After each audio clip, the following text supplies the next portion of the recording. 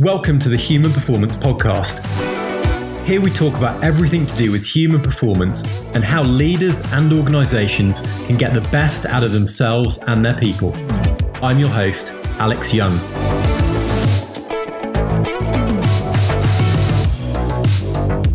My guest on the podcast this week is Alison Pena, aka Bad Widow. Alison supports clients to tap into their innate resilience and take back their lives after loss with stories, insights, and strategies.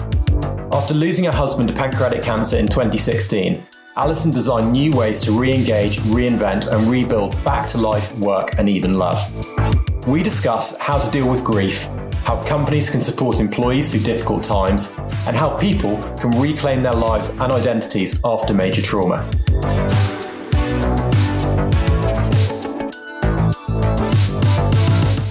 Hey Alison, welcome to the podcast. How are you doing today? Really well. Thank you so much. Well, it's an absolute pleasure to connect. We were just joking before we started recording that you're based in New York, which is, I think for anyone listening, they already know it's somewhere that I'm desperate to get back to as soon as I can get in without having to quarantine.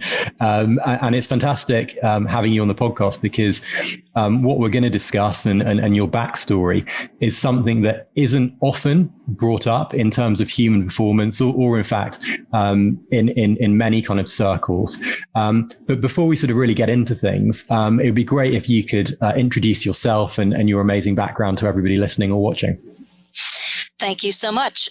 My name is Alison Pena, and I call myself Bad Widow. And the reason I call myself Bad Widow is that after I lost my husband to pancreatic cancer in 2016, what I found out was that people had no idea what to do with me.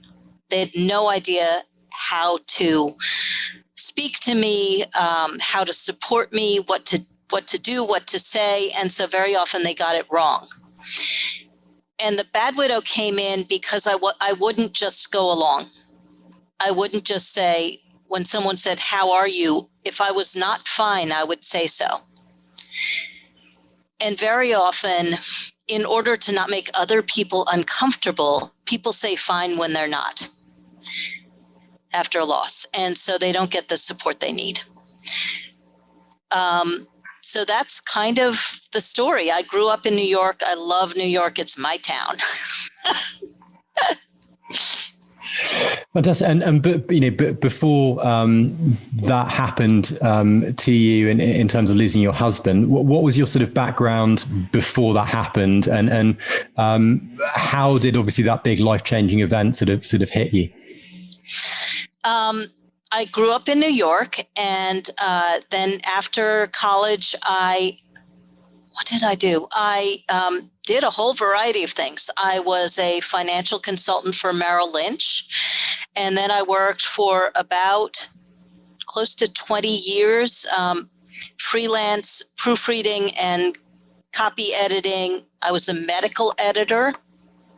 And when I turned 50, I was a medical editor for a pharma advertising company. And I asked myself if this was what I was born to do. And the answer was no.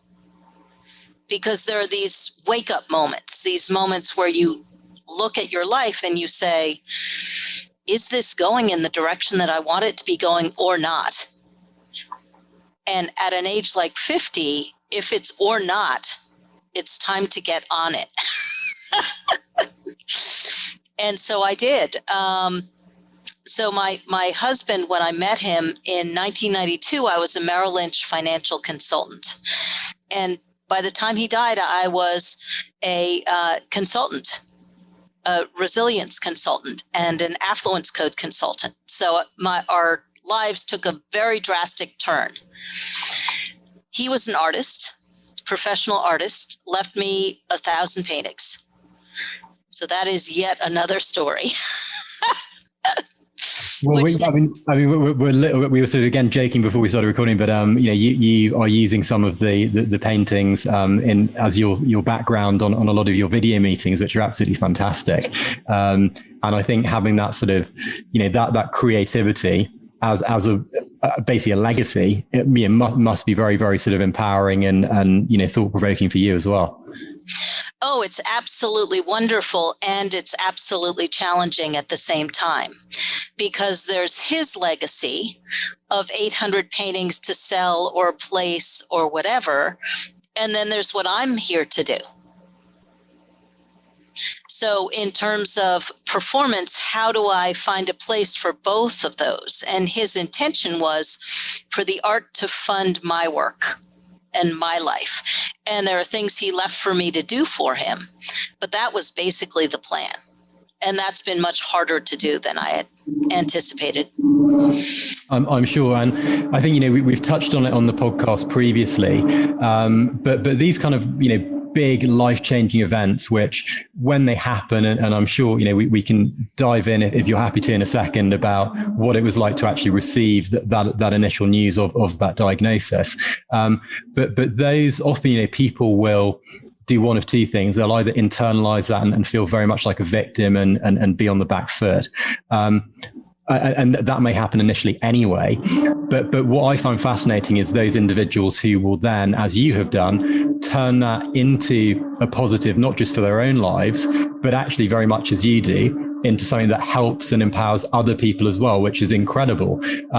So I was just wondering if you kind of, speak to that sort of mentality and mindset, and whether that was something that you knew you had inside yourself before that event happened, or whether it was something that you just sort of discovered about yourself. It's something that I had inside myself for a long time. I'm a very good observer and transformer of my own experiences. So I do look to the solution in the breakdown, and I've done that for a really long time.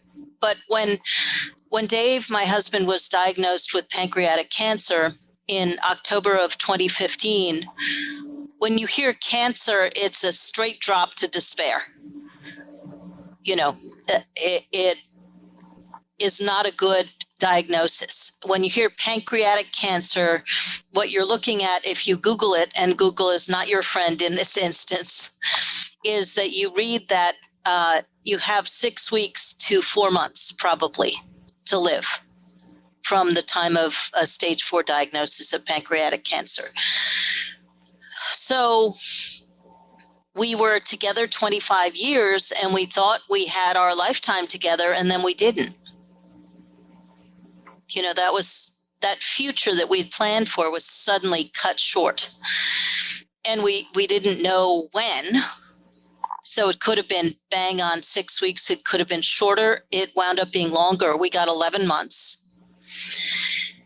And they basically say, get prepared. This is coming. Prepare to die. They don't say it that way, but that's really what they mean. And a lot of the advice that we were getting was slow down. You're going to have less energy. You're going to get weaker. You're going to get thinner. These are you're going to lose your hair. These are some of the side effects that will happen. And for us, that made no sense. So if time was limited, his time and our time together, then why would we not live full tilt boogie till the end? I mean, what were we saving it for? And in all honesty, the thing that we don't face is that this is true for every single person. Our time is not guaranteed. You don't know what will happen. Life does knock us sideways. And it happens to everybody in one way or another. It's death of a loved one, which certainly in these last year and a half, a lot of people have experienced that, but there are so many losses that we grieve in our lives. And pretty much everyone goes through at least one of those. So what we decided to do was live. And what we decided to do was, recommit to loving each other. We were married just short of 20 years. We were together just short of 25. So close to half my lifetime. In that time, in that length of time in a relationship, a lot of it becomes about logistics. Did you take out the trash? Did you remember to pick up the toilet paper? I can't believe you didn't, right? Completely natural. And the love is there, but it kind of recedes into the background. if we had lived and loved each other the way that we did in that last 11 months, even though it was immensely hard, we would have had a really different relationship. It's very interesting hearing you talk specifically about that relationship aspect. I mean, and you're absolutely right about, the logistics element. I'd never really heard it put like that before, but that's absolutely spot on. I mean, for anyone listening who hasn't been, through these particular experiences and circumstances, is there anything you would recommend that they should do with their loved ones that they might be taking for kind of granted, like right now, like literally switch off the podcast, this is what you should be doing? Well, I love you doesn't get overused. It's really a central part. Appreciating what you have. We tend to focus on what we don't have. We tend to focus in terms of human performance on the goal that's out there. We tend to move the goalposts on ourselves. So yes, I've reached this goal, but I'm really going here, so I can't celebrate till I get there. And we rob ourselves of the fuel of celebration and completion by doing that. So life is short. If you really were to live like life was short, and it is, what would you be doing? What conversations would you be having? What relationships would you be healing? What is on your bucket list that you've been waiting to do? Because maybe you might be embarrassed. No, it's a really excellent point. And I think just sticking with the human performance element, obviously my background in healthcare, we are supposedly trained how to sort of break bad news. And I did orthopedics, where you might be explaining to someone they've broken a bone, but fortunately you're not dealing with end of life conversations every single day. Right. In terms of kind of, both you receiving that news from the health professionals, and then when you also, I would assume, had to communicate that to friends and relatives, how difficult were some of those conversations? And I guess in hindsight, is there anything you would ask for or do differently, do you think? Very, very, very difficult. His mom, who I'm primary caregiver for, she's 98. And she did not believe he was going to die. He went from 263 pounds down to 146 pounds, and he was 6'3". So that gives you an idea. And the last 10 days of his life, he was on oxygen at home. After he died, she said, nobody ever told me he was going to die. She so was in denial about it that I was very forthright. I really said, life is short. His life is probably coming to an end soon. If you want to see him, come now, or you're going to miss it. He had relatives, has relatives in Australia. And his mom was very reluctant to share this news. So I shared photos of us out doing things as he got thinner. And so then they could reach out and ask questions and find out what was going on and give his mom extra support. But I was very straight about it. And people who were uncomfortable with their own mortality, basically, I said, just keep away. If you're being around to be a good person, please, I don't have the energy or the time for you right now.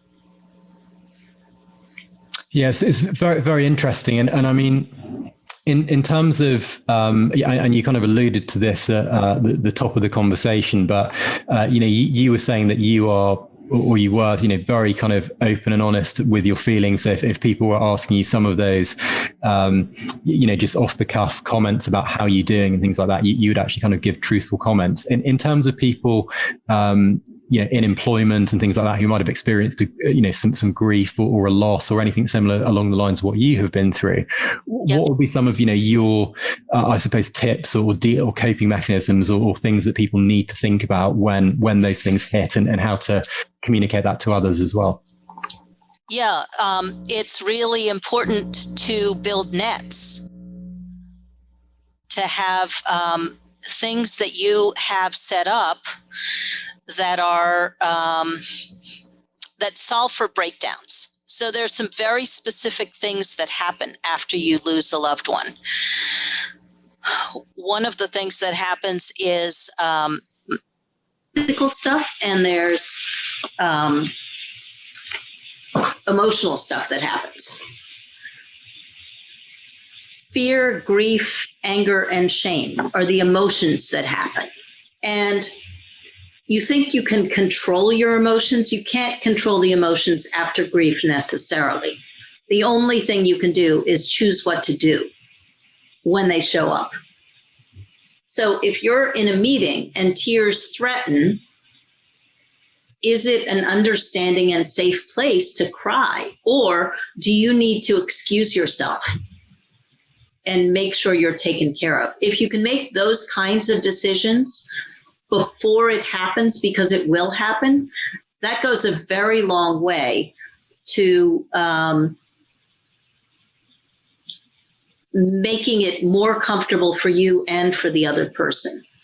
There are some physical effects of experiencing grief and going through grief. There is an inability to focus, lack of energy, and memory gaps.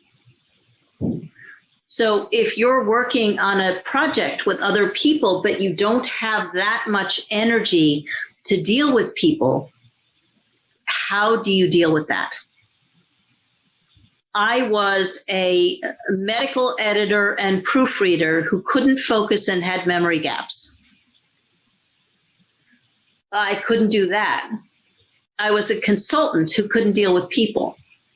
So the first job that I took after I lost Dave, after he died, was I took a job in a Halloween pop-up shop because I couldn't do the kind of work that I was trained and qualified for that paid more, but I needed to start expanding my horizons again, deliberately. And that's one of the things that I would say in terms of performance. After a loss, you may not be able to do all that you could do before. And yeah. I guess in terms of people's emotions, the kind of the age-old adage around grief is, everyone copes with grief in different ways. As you've sort of, been sharing your experiences with people and doing a lot of, coaching and things like that, do you think that is true? Or do you think that there is a sort of a best coping mechanism in terms of how people sort of internalize things? There isn't a best coping mechanism. These experiences that I'm describing, the feelings and the physical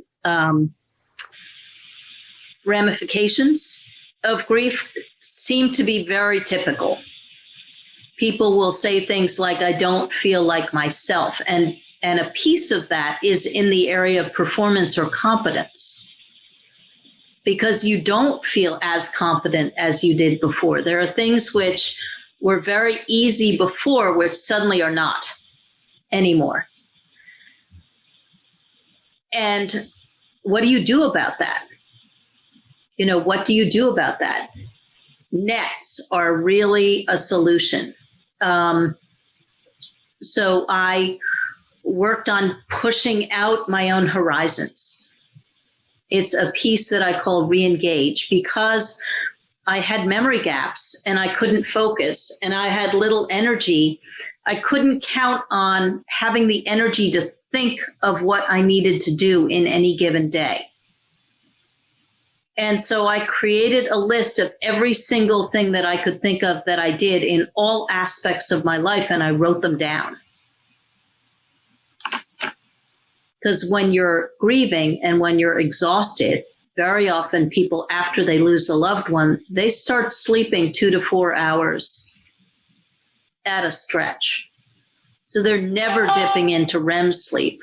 So they're always exhausted. This does not help with anything. But if I had everything written down and had done that when I had some energy, then I could go and take a look and then choose something that I had energy for that day. In a workplace, it's important to be a pretty good observer of your own experience, because every experience is different. If you know what's happening with you, then you can prepare for it. If you're on a team, for example, and you don't necessarily trust your memory the way that you used to, you can ask for someone to do a double check. And this is something that companies can help with. What are the ways in which they are supporting people with these legitimate issues that happen after grieving loss of a loved one? What are they doing to support that? Are the teams encouraged to, because the point is that the job gets done. The point is that the outcome is achieved. And so if someone is going through this and they don't feel like themselves and they don't feel necessarily as competent as they were, what kind of support can be provided in that time? Is it safe to actually ask for what you need? Hey, could you just check over this proposal? I want to make sure I didn't miss anything, without its bouncing back and having negative career consequences. This is one of my concerns about this time right now, when people have gone through so many losses and they're grieving so much. These are the real effects. And so then how do we as individuals, and how do companies, and how do managers, and how do bosses support people so that the work still gets done? Because it still has to get done, right?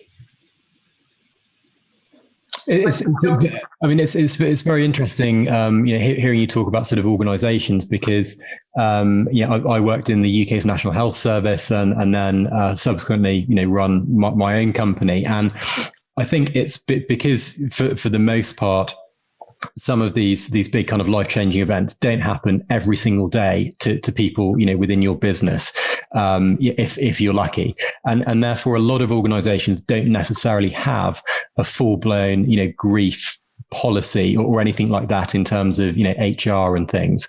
Do you, and I guess just also sort of reflecting on people who I've seen kind of returning to work, or I've lost sort of loved ones in my life, and then getting back into work and not wanting to be sort of treated differently and get back to normalcy a little bit, can be to some people a little bit cathartic. Do you think that, the organizations should have things in place where they kind of can help and coach people back into work? And what do you think about people who just want to get back in and not take any time off and not really sort of check their own feelings? Well, I think that people have different ways that they need to do it. There's no one right way is the issue. I mean, for some people, getting right back into work is healing. The thing that I feel is important is that people not be shamed for their experience. So if they need extra support or specific support, if they need to actually speak about what's going on, they're not necessarily going to whine at work about their personal experiences. But if they have real emotional and physical effects from this grieving process,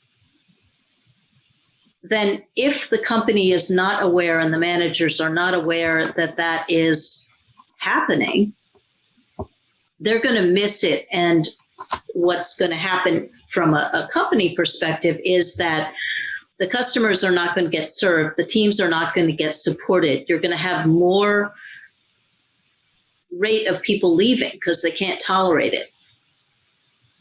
The managers are going to start failing because they're not paying attention to this.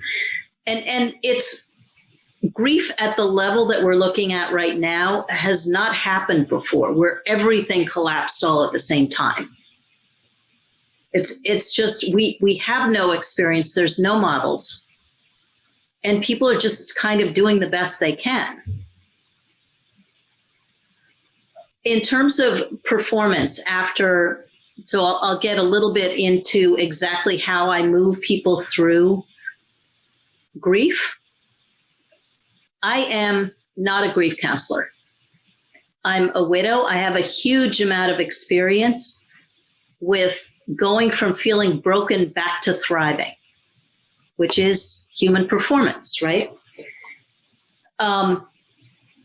So the first thing is that after we experience a loss, a heartbreaking loss, what happens is that we typically contract. We contract to heal, to integrate, and then we do one of two things, and I recommend a third, actually. We sink into our feelings and feel the feelings, and that's all we do for a while. The danger is staying there and wallowing there. Or we try to skate over the feelings and jump right back into action. There needs to be some kind of balance of the two, but an honoring of both. Because life is still going on, but you might need more support. It doesn't happen automatically. In this last year and a half, where things closed down, people weren't allowed to touch each other, it's been really scary. And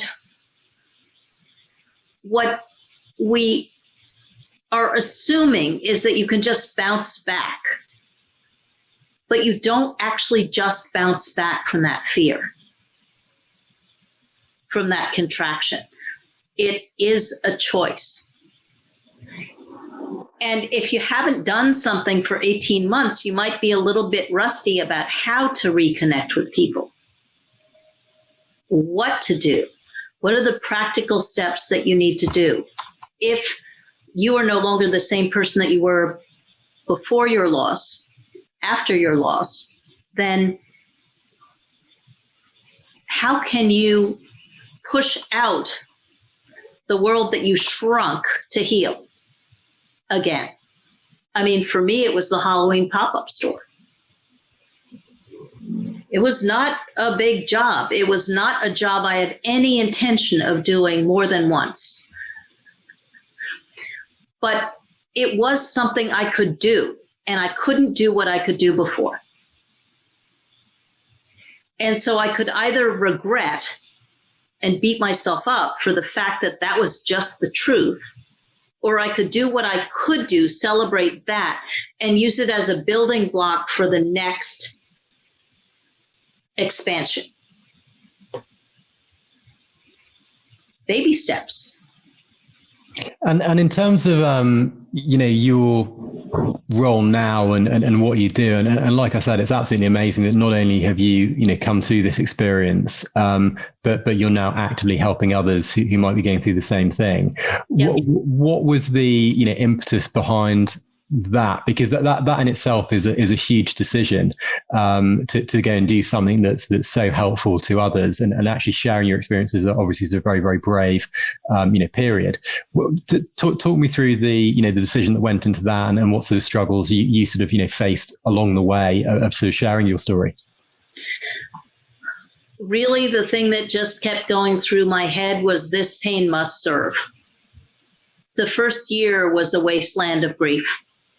And the second year, I could go 0 to rage in about 5 seconds with no warning. And these kinds of things can crash relationships, personal relationships and professional relationships. If you blow up in a meeting, you might be gone the next day. And it might be an effect of grief. This is why it's important to address these things. So it really was, this pain must serve. And after Dave died, there were not any resources that I could find from what I call in the raw. So there were people who could talk about How are you handling your finances? How are you releasing stuff? Lots of resources for that. There are many amazing grief counselors for how do you safely move through the feelings. I chose to, at some point, you want more. So my clients typically come to me when their longing for more gets bigger than their fear of the pain. There is a hunger to grow and connect that gets temporarily contracted after a loss.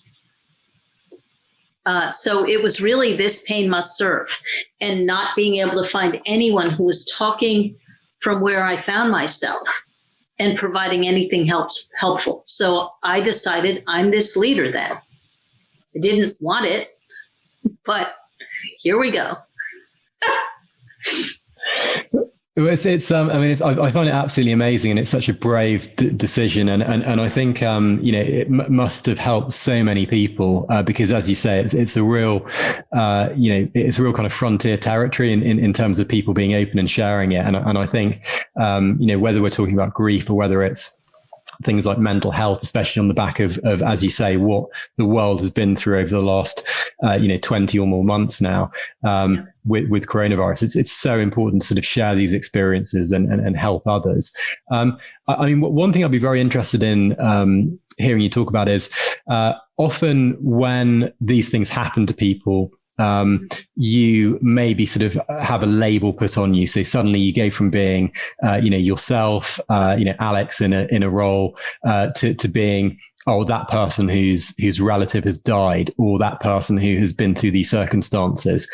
Even when, you're introduced to new people, in sort of friendship circles and things like that.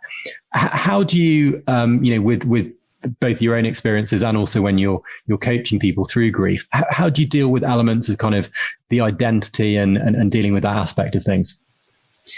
Yeah, there are a lot of assumptions made about who a person is after such a loss. Broken forever is typically what people, so you're sort of treated with kid gloves, and how to speak to, support, and do things for them. Fundamentally, every person is different. How people go through grief is their own particular journey. And they're very reluctant to actually say what's going on for fear that it will push people away or cement their experience of who you are right now. So I absolutely felt broken and was treated like I was broken. And even after I decided that that was not who I was still treated that way by other people. And it takes some fortitude that you don't necessarily have the energy for to stand up against that and say, yes, I am shaken up, devastated. I will not be this way forever because I say so. And there is a line that gets drawn. There are some really amazing things that happen after such a loss. There's a real appreciation for life. So if you accept that life is short, then you look at the magnificence of it in a different way. There comes into play the values that you really have, what really matters, not what you've sort of defaulted to over the years, rise up in these kinds of circumstances. And so the path that you were on and the person that you were may not be the same. You're certainly not the same person, but your priorities may change. Sometimes what people do is they try to get back on the old path, but they're not the same person. So the old path won't fit just because they're not the same person. And if their priorities have changed, then they may be going down a different track now. They try to jam themselves back into who they were and what they had, it's not going to work. And this is kind of a hard truth, honestly. And it's also a great freedom, because until you accept this, you can't carve forward, recalibrate to match the priorities that you have now. And so that was kind of a second phase, which I call reinvent. So there's reengage, get back out into the world. And there's reinvent, which is who are you now? What are your values now? And what direction do those push you in? It might force a different way of being at work, being more connected to the people at work or to customers. It might force a career change. You honestly don't know, but what happens is what rises up is what really matters to you. And quite honestly, you ignore that at your peril. It creates a fearlessness, a real standing up for what matters, and an unwillingness to just go along, which makes people, after grieving a loss like this, more difficult for others to be around sometimes, because they're going to tell the truth. Mostly they're going to tell the truth. And just on that point of, being around others, again, often a lot of the advice that, society gives to people is have a good support group and confide in friends and family, which is undoubtedly helpful. But I guess, having been through your own experiences and coached other people, there is also that element of, people who are supporting people who've been through grief often don't know how to deal with the situation themselves. So there's no guidebook on, what to say to sort of support somebody or what not to say. And sometimes, people who are grieving, individuals who are kind of supporting them might not show that support in the best or easiest way possible, whether that's either not reaching out or reaching out too much or suggesting they get back to work more quickly or trying to be a bit overbearing. Is there anything that from your experiences or from coaching people you'd sort of reflect on there, so anyone listening who might have a friend or colleague who's going through anything like what we've been talking about could help them to the best of their ability? Absolutely. So that's the leg that I call rebuild. So there's reengage, reinvent, and rebuild, because what happens after a loss is people either step up, they step back, or they leave. They step out. What you hear a lot is that you're too much, your emotions are too much, your needs are too much, you're too much, or your grieving process goes on for too long. And a person who's grieving is a lot to be around. They really are. You need to spread the support, because one person honestly can't do it all. It goes on for a long time. The first year, people tend to be very numb, like it's not real. If we just endure, at the end of a year, it won't be real. So at the end of a year, you wake up to the fact that this is your reality. This is real. And this pain crashes up in a much bigger way. In that moment, almost everyone leaves, because they're ready to get on with it. And they think that you should be too, except grief takes longer than that. It takes as long as it takes. It can't be run by a schedule. So rebuild is to look at who do you have who's providing the resources that you need, personally and professionally, in your life, and who's left. And do the roles that they left empty need to be filled? If it's a spouse, that person leaves enormous levels of emptiness in your network of support. And there is no network that's designed to fill those. So one of the things that I do with my clients is I ask them to look at what their networks look like, personally and professionally, and see who's there. What role do they play? What are they providing, and what are you providing them? Because every network's reciprocal, right? Or it doesn't work. and what's missing. Because once you know what's missing and who's missing, you can start to fill those places. What we typically do, this was very curious to me. We typically have some transition or change or loss happen. And then we wait for people to show up to fill the spots of the ones who left. We might not get the right people because we're just kind of waiting. So what if you could have just the perfect people come? Clarity is a superpower here. Clarity in everything is a superpower throughout this entire process. If you know where you're suffering and where you aren't able to do stuff, like the feelings, the focus, the memory, and the energy, you can build a net. Clarity. People are very reluctant to get it wrong with a person who's a widow. So if you can't figure out what you need specifically, they're not going to do it because they don't want to screw it up. It's very human, but everyone loves to be a hero.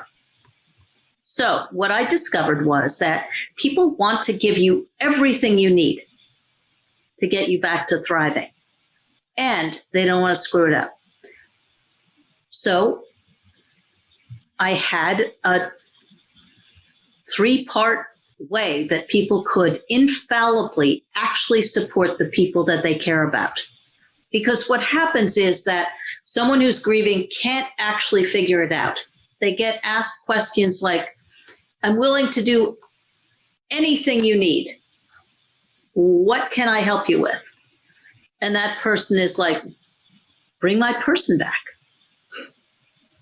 which is impossible. But there are other things they need. They just can't think of them. So what I recommend is talk to the person who's grieving and just listen to what they have to say, looking for what they need in that conversation, without judgment, without shaming them. I had a very hard time opening the bills after my husband died because there were so many medical bills and they were so overwhelming that all bills were painful. So I almost had the power shut off, the internet shut off, because I wasn't opening the bills. So you might hear something like that from someone who's grieving. It's not that uncommon.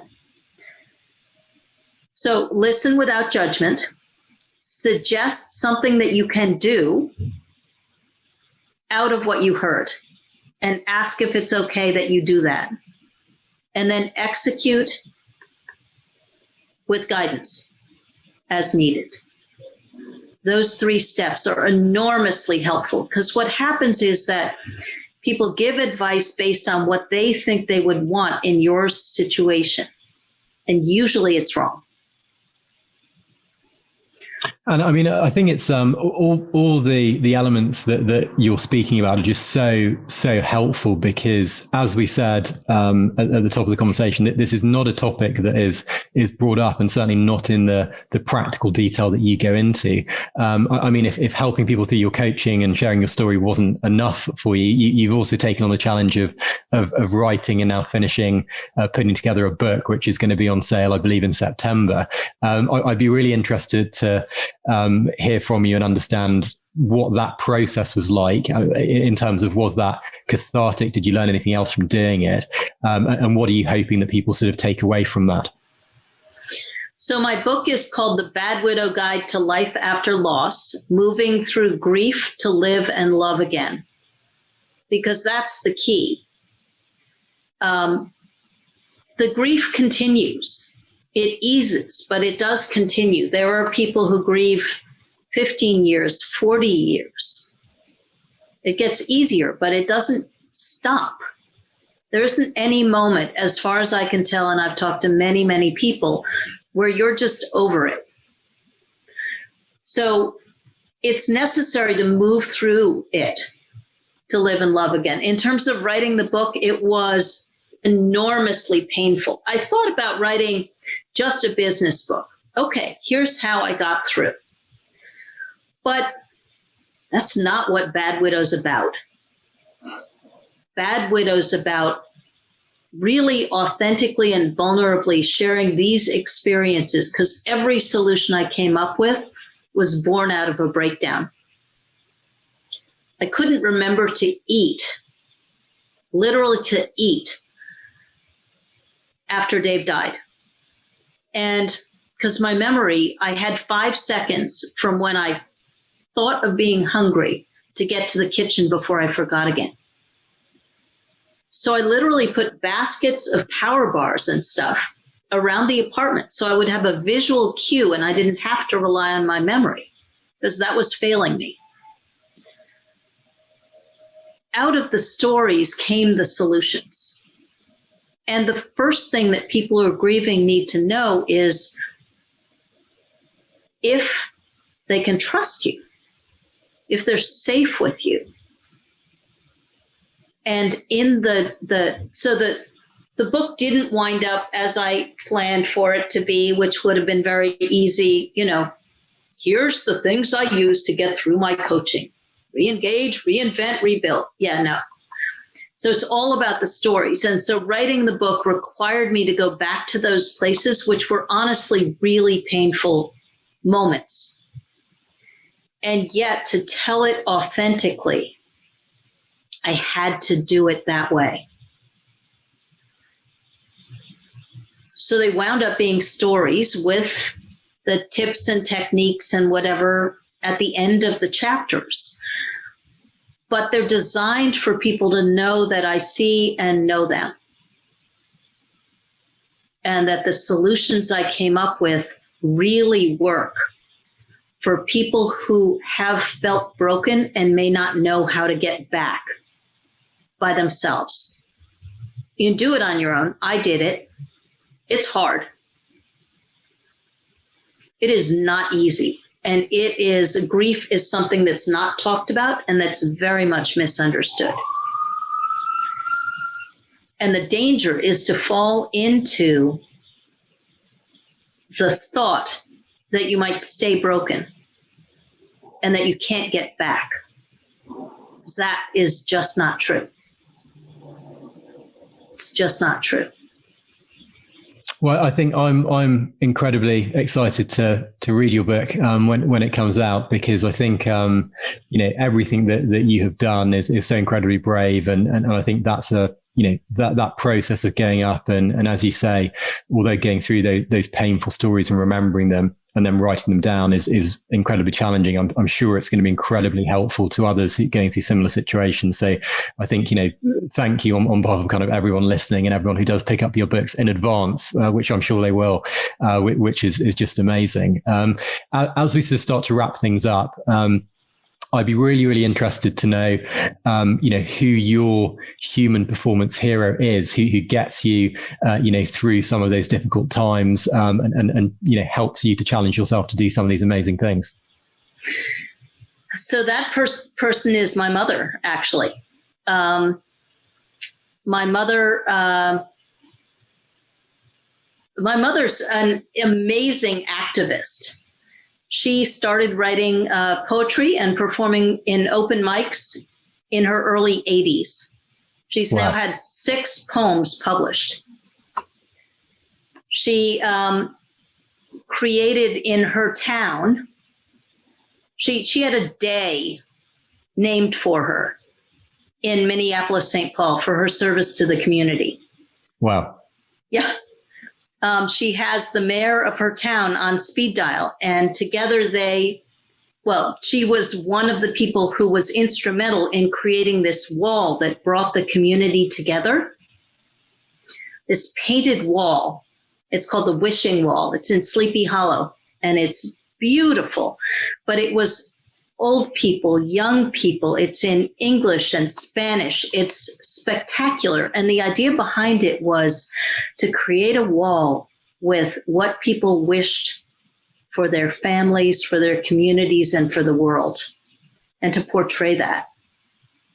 And this is my mom. These are the kind of things that my mom pushes forward. So she's an incredible activist. She's actually also the editor for my book. She's tough. And I love her. And she hasn't always understood me or understood what I was doing, but she backs me. And she uses what I have created to make herself more effective, to enhance what she's done in the world. So she's an inspiration, an activist, and I'm following in big shoes. It's absolutely amazing. I mean, I'm going to have a look at that wall and painting immediately after we finish recording. Actually, that sounds incredible, and it must run in the family, which is which is brilliant.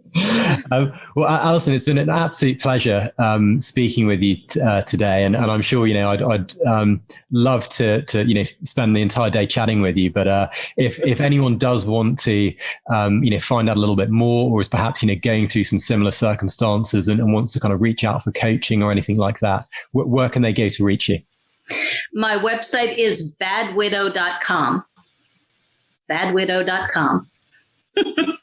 Pretty easy. Amazing. Easy to remember. And the book is out in September. And this is September 2021 for anyone who might be listening to this in the future who might pick it up while going through some tough times. So it's, again, been an absolute pleasure. And I wish you all the best, on your future success. And I think, again, just on behalf of everyone, who might be listening or watching this, again, it's a very, unfortunate series of events that you yourself have been through, but it's always how you respond to those things and what you do, which I think you're an absolute exemplar of. So, on behalf of everyone listening and watching, thank you again for everything you've done.